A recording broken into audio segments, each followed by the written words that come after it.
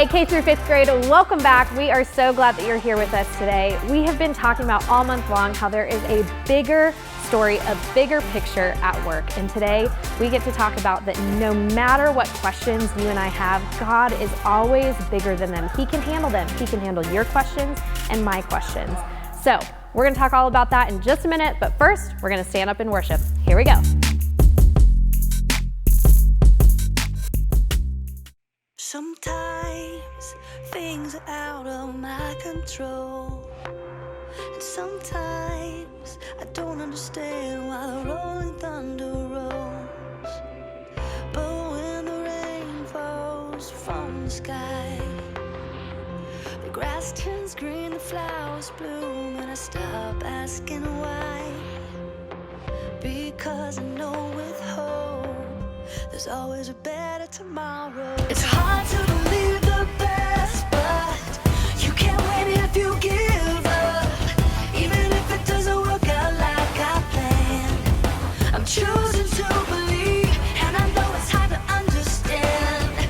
We can't always see the plan, but we have a choice and this is mine. I'm choosing to believe. I'm choosing to believe.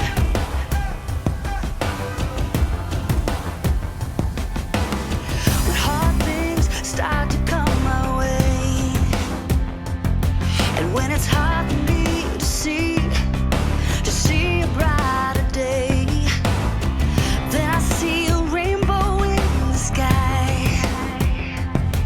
I can feel the love around me. I feel like I can fly, because I know with hope there's always a better tomorrow. It's hard to believe the best, but you can't win if you give up. Even if it doesn't work out like I planned, I'm choosing to believe, and I know it's hard to understand. We can't always see the plan, but we have a choice and this is mine. I'm choosing to believe. It's hard to believe the best, but you can't win if you give up. Even if it doesn't work out like I planned, I know it's hard to understand, but we can't see the bigger plan. We have a choice, and this is mine. Sometimes things are out of my control, and sometimes I don't understand why the rolling thunder rolls. It's hard to believe the best, but you can't win if you give up. Don't give up. Even if it doesn't work out like I planned, I'm choosing to believe, and I know it's hard to understand. We can't always see the plan, but we have a choice and this is mine. I'm choosing to believe. I'm choosing to believe. Yeah. I'm choosing to believe.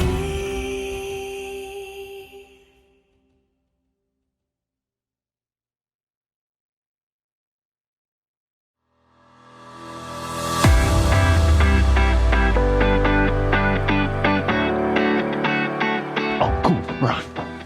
Hello, everybody. My name is Jacob, or as I like to call myself, the Puzzle Master. Confused by a conundrum? Call on me. Muddled by a mystery? I'm your muse. Perplexed by a perturbing problem? Ponder no longer, for I, the Puzzle Master, am here to bring you hope. Hope is believing that something good can come out of something bad. And it's a good thing I'm here because, oh, what have we here? It looks like an ordinary box, but wait, what have we here? The one and only perplexing enigmatical puzzle box. For hints and questions, send an email to the following address, puzzlebox at blah blah blah blah blah blah. Hints, questions? I need no hints. I have no questions because I am the puzzle master. This puzzle should be no match for me. Just a few flips of the knob, a few turns of this circle thing, and voila, here we go. Okay. Well, okay, let me try a few knobs. Oh, keys. Put the keys in. This is the missing ingredient. You turn the wheel, you spin the knob, hit the key a little bit, say something nice to the box. You're a really nice box, and voila! Okay. Oh. Well, you know, no matter. There's a solution to whatever am I doing right now. Okay. You turn it, and you open that, and then you do, then you do the key, rub your elbow on it, and sniff it twice. And then, this really shouldn't be this hard for the puzzle master. Oh! I don't understand. I haven't given up. I haven't given up. In today's story, we'll hear about one of Jesus' disciples who was having trouble understanding what was going on. But did he give up? Voila! Well, okay. No. No, he did not give up. He asked for help. Not that I need help or anything like that, because I am the puzzle master. No? Puzzle master! Puzzle master! I'll see you soon. Voila! Come on. Okay. The Bible. It's 66 books of history, stories, letters, and poetry that fit together to form God's one big story. The epic adventure of how He created us and loves us so much that He made a way to rescue us. As we travel through the Bible, from Genesis to Revelation, we discover people who met God and found their lives changed forever. Now, for an amazing story, inspired by the book of John, chapter 20, verses 19 through 29. On the first Easter Sunday, before anyone knew to call it Easter, Jesus' disciples gathered together behind closed doors. Thomas paced the room. Peter and John and the others sat at the table, but no one was very hungry. I tell you, the tomb was completely empty, just like Mary told us. Not empty. The linen cloths were still there. Thomas stopped pacing. I don't get it. Why would someone steal his body but leave the cloths behind? They didn't. That's the point. You mean you believe, Mary, that she saw Jesus alive? Why would she lie to us? I don't know. Everything's upside down. None of us has slept.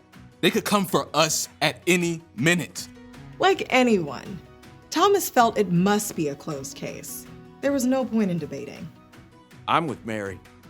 What about you, Peter? Well, there's Lazarus. He was dead and Jesus called him out alive. We all saw it. Thomas started pacing again. I can't take this. I gotta get some fresh air. Be careful, okay? I'm not marching into the temple court or anything. Just taking a walk. No one spoke. They had already gone over and over again the events of the past few days and the things Mary had told them. I believe Mary. I think he's alive. If it's true, won't he be angry? We all just deserted him, and I Suddenly, with no sound, no movement, a man stood among them. Jesus! May peace be with you. As the disciples stared in awe and shock, Jesus raised his hands to show them his side. Marks burned bright on his skin, where the nails had been driven and where a soldier's sword had pierced him. Jesus, Jesus smiled at each of his friends in turn. The Father has sent me, so now I am sending you. When Jesus left as quickly as he had come, his friends stared at each other. Then John leapt to his feet, unable to contain his joy. It's true. It's really true. Thomas slipped back inside the room. What's true? We've seen the Lord. Jesus was right here in this room. He didn't need to open the door. He just showed up. Whoa, hold on. You all saw him? Yeah, we saw that's him what I'm with our saying. own eyes. You guys, it's just wishful thinking. You think all of us made this up? I just can't wrap my mind around it. Not until I see the nail marks in his hands. I must put my finger where the nails were. I must put my hand in his side. Only then will I believe. All week, Thomas refused to waver or listen to the other disciples. Just stop. He died. It was terrible. The following Sunday, the disciples gathered again behind locked doors. This time, though, excitement rippled through the room. Did you hear? Jesus showed up on the road to Emmaus. Well, maybe he'll appear again this week. You guys, enough. But even as Thomas protested, suddenly, someone else stood in the room with them. May peace be with you. Jesus smiled at Thomas and held out his hands. He knew every word that Thomas had spoken to his friends. Put your finger here. See my hands? Reach out your hand and put it into my side. Stop doubting and believe. Thomas felt a deep peace and great joy surging through him. My Lord and my God. Because you have seen me, you have believed. Blessed are those who have not seen me, but still have believed. Thomas was eyewitness to the unbelievable. Jesus was alive. And Jesus didn't shame Thomas for his doubts or questions. Instead, Jesus lovingly answered Thomas and showed that no question is too big for Jesus.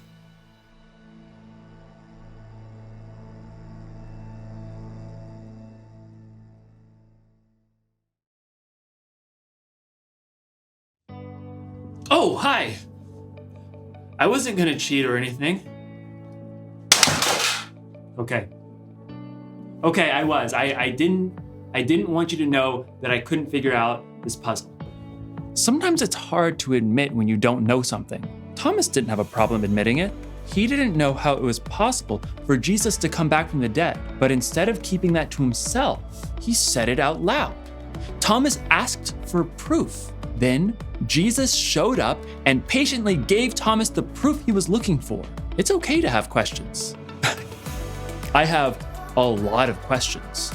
Questions about that box. How do you open? Questions about life. Like, how does glue not stick to the inside of the bottle?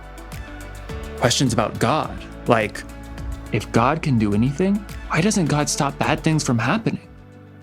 Here's the thing. I don't know the answers to all of the questions, but I do know that God knows everything. God knows how many stars are in the sky or how many hairs are on your head. And God is bigger than all your questions. That's the one thing to remember today. Whatever happens, remember God is bigger than your questions.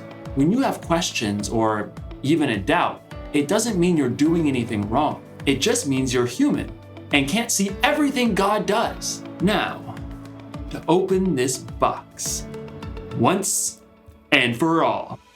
Oh, where did I put that card? It's a little white card. I don't know if you saw it. I've got a lot of questions. Card? It was just a little white card. I don't know if you saw which way I threw it. Card. It's just a little white card, and I threw it. And I've got an arm on me, so. All right, friends, we are so glad that you joined us right here today, and we'll be back next week with more Bible story and worship. Can't wait to see you there.